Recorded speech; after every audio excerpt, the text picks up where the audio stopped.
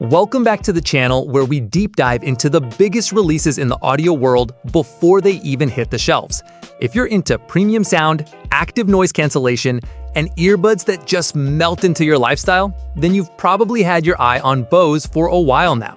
And now, the Bose QuietComfort Ultra 2 earbuds are on the horizon.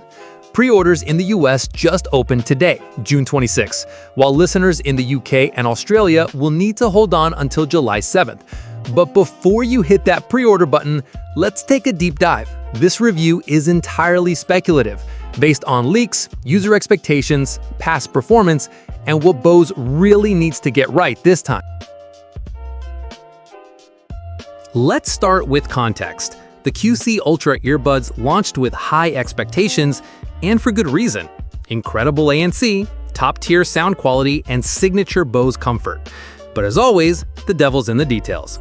Connectivity issues, random disconnections, touch controls too sensitive to survive a run with long hair, and most critically, firmware updates that didn't fix and sometimes worsened user experience. So now the question is, will the QC Ultra 2 fix these bugs, or is it just another incremental refresh? Let's talk design. The original Ultras were sleek but not exactly compact. Users complained that earbuds that were bulky in cases that were a bit clunky for modern pockets. With Gen 2, we're expecting a refined form factor, smaller footprint, tighter fit, and maybe even a slimmer case.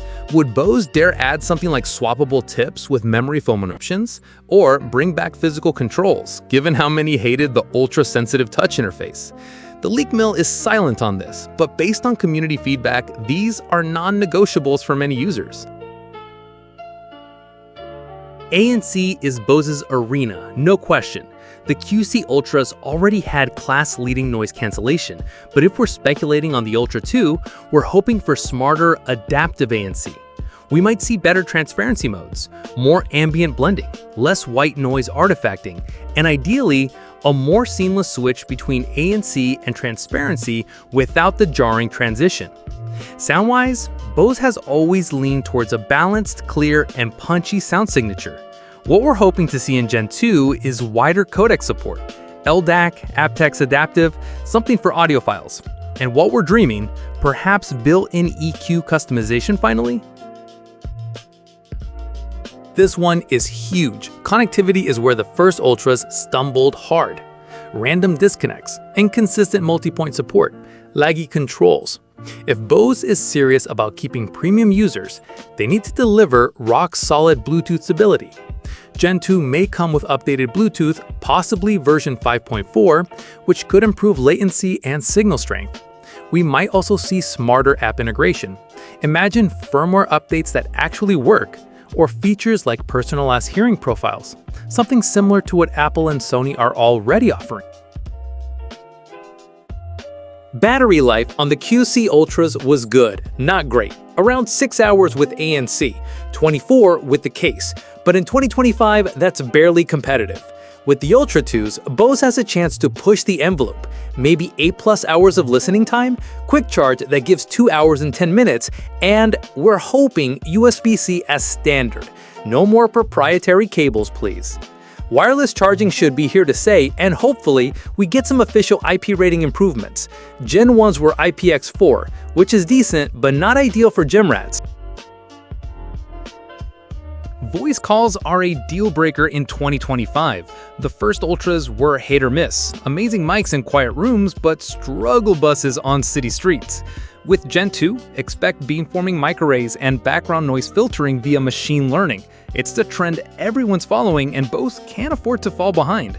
Call quality could be a major marketing bullet this time around, especially for commuters and remote workers. Smart features are becoming the norm. Spatial audio, head tracking, conversation mode, these are no longer nice-to-haves. If the QC Ultra 2 doesn't come with personalized spatial audio or at least dynamic head tracking, it'll feel dated on launch. Also, it's time for Bose to integrate with digital assistants more naturally. Hey Siri or OK Google is fine, but onboard AI like Samsung's Galaxy Buds AI or Apple's on-device Siri upgrades are the future. Pricing hasn't been confirmed, but we can assume it'll stay in the $299 to $329 range, premium territory. Now, the value question, is it worth it? If you value ANC above all, and Bose has fixed the bugs, absolutely. But for those burned by the Gen 1s, trust will need to be rebuilt. Bose has a lot to prove. We're also curious to see how these will compare against the upcoming Sony WF-1000XM5s or AirPods Pro 3. Competition in the high-end space is getting tight. Reddit forums and comment sections have been flooded with requests. Here's what real users want to see. Fix the random disconnects, optional physical buttons, memory foam tips included in the box, reliable multi-point, full codec support, native EQ, not presets, customizable touch gestures, improved transparency, less robotic, slimmer case, stronger magnets. Will Bose deliver? We'll see, but if they check even half of these boxes, Gen 2 could dominate the premium market again. To wrap it up, the Bose QuietComfort Ultra 2 earbuds have huge shoes to fill and an even bigger reputation to rebuild. We don't know the full specs yet. We don't know the pricing. But we do know that Bose is feeling the heat. The tech world is watching, the user base is vocal, and the bar is higher than ever. If you're considering pre-ordering, let us know in the comments. What features would make the QC Ultra 2 an instant buy for you? This was a speculative review. No leaks, no hype, just honest expectations from a community that knows what high-end earbuds should deliver. Don't forget to like, subscribe, and click that bell so you don't miss our hands-on review once these drop. Until next time, keep listening and keep your expectations high.